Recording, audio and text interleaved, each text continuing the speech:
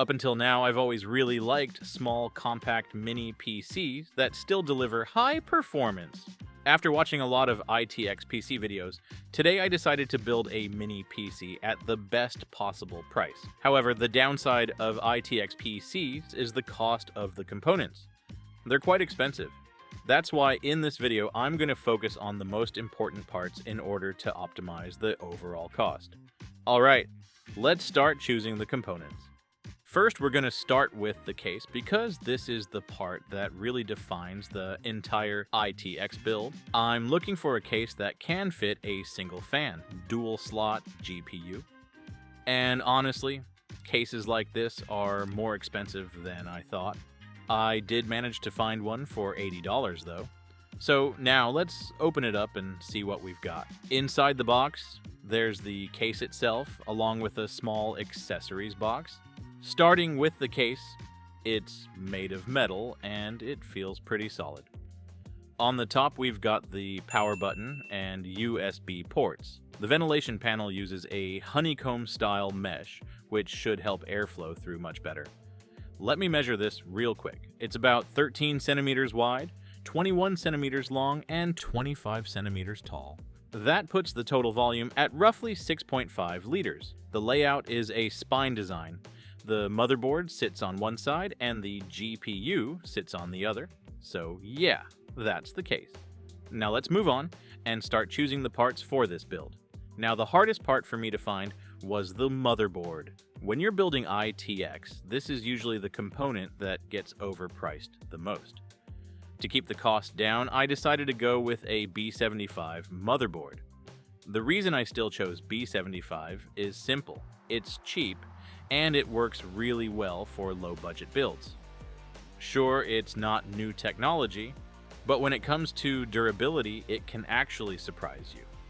I bought this motherboard for $40. It's an OEM board made in China, and what's interesting about these boards is the chipset. The chipset is taken from damaged motherboards and then reused on new boards. Personally, I think this kind of reuse is a good thing. It's better for the environment. On top of that, the connectivity is pretty decent.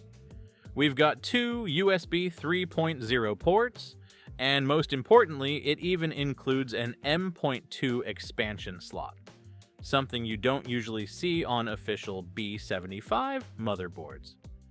Now that the motherboard is sorted, it's time to move on to the CPU. Since I'm on socket 1155, I actually have a lot of choices here. If you're talking about the best performance for the money, then yeah, Xeons make a lot of sense. You can go with Xeon V2 chips without an iGPU, and they're usually pretty cheap, but in the end, I still went with the i7 2700K. This is a 4-core, 8-thread CPU, boosting up to 3.9 GHz. It came out back in 2011, and at the time this was a high-end consumer chip. And even today, it's still known for being powerful and extremely stable. I picked this one up for just $30. Next up, RAM. I'm using two 8GB DDR3 sticks, running in dual channel. Right now, RAM prices are honestly kind of crazy, so I didn't buy anything new. I'm just reusing these from a previous build. I paid $30 for the pair, and after a few months of use, they've been totally solid. Now we get to the part that really decides our frame rates, the GPU. I went with a used GTX 1654 GB single fan card, and the reason I chose this one is simple. It checks all the boxes, it's dual slot under 18 centimeters long, and it has all the display outputs I need. Performance in modern games is still very decent, and most importantly, it fits the budget. These usually go for around $90, and I managed to grab mine for $88. With the GPU sorted, we also need a PCIe riser cable, and trust me, we have to use a right angle riser like this. Straight riser cables just won't work here. I bought an 20 centimeter right angle riser on eBay for $29. For storage, I'm going with a 1TB NVMe SSD. At this capacity, you can comfortably install modern games, And if you don't need that much space, 500 gigabytes or even 256 gigabytes is totally fine too. I paid $90 for it. Next up is the power supply. This system only pulls around 350 watts, so I was originally looking for something around 400 watts. I also need a flex PSU, since it's much more compact. But here's the problem. These power supplies aren't cheap.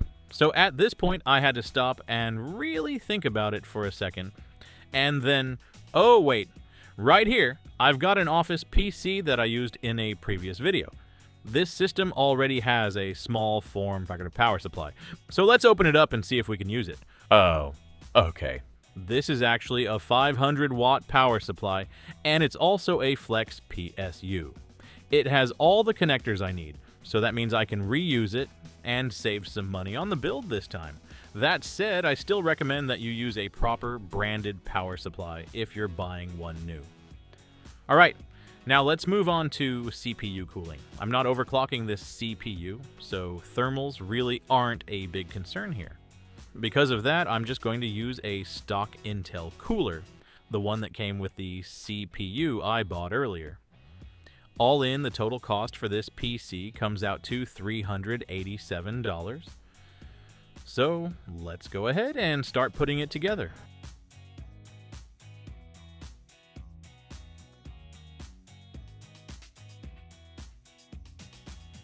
This case does come with a carry handle, but honestly, I don't really need it right now.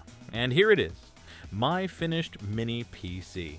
I tried to keep the cable management as clean as possible. And without making you wait any longer, let's move on to performance testing. First up, I want to check the temperatures and noise levels, and honestly, this is probably the weakest point of this PC. I'll start with CPU temperatures using AIDA. After running for a little over 1 minute, the CPU temperature climbs to almost 80 degrees Celsius, which shows that the stock cooler is a bit limited. As for the GPU, I ran Heaven Benchmark. I'm testing at 1080p, a medium settings, and after a few minutes of benchmarking, I was actually pretty impressed with this GPU. The temperature sits at around 48 degrees Celsius, and the FPS comes out to 90.2. When it comes to noise though, based on my experience, it's quite loud, and as you can see here, now let's move on to game testing. I'll start with CS2. With this configuration, I'm playing at 1080p with medium settings. At these settings, the FPS hovers around 76. The experience is smooth and stable, which shows that this system can handle CS2 without any issues. Moving on to Fortnite, I'm playing at 1080p using performance mode, and at these settings, the FPS stays above 110. However, the CPU is consistently running at around 80% usage. The good thing about this setup is the stability. The performance stays very consistent throughout the entire gameplay session. Next up, I'm going to play Cyberpunk 2077. This time I'm running it at 1080p on low settings. At these settings, the FPS stays around 50 most of the time. However, in scenes with lots of NPCs and heavy effects, the frame rate drops to around 32 frames per second. Even so, the overall experience is still fairly smooth while playing. And finally, I'm going to test The Witcher 3. I'll set the game to medium settings at 1080p. Here, the FPS stays above 60 most of the time, even during intense combat with lots of effects. This game really shows that this PC can handle some AAA titles smoothly. Next up is Minecraft. I'm playing at 1080p with an 8-chunk render distance. At these settings, the FPS stays above 200, and at times it even reaches 240, which feels extremely smooth. And that's the Mini ITX PC I just finished building. Clearly, this isn't a perfect machine. The CPU temperatures are still a bit high with the stock cooler, and the noise level is definitely not quiet. But in return, considering the compact size, the affordable cost, and the real-world performance you've just seen, I think this is a very reasonable setup for anyone who wants to play games at 1080p without spending too much money. If you found this video helpful, don't forget to like, subscribe, and turn on notifications so you don't miss future videos.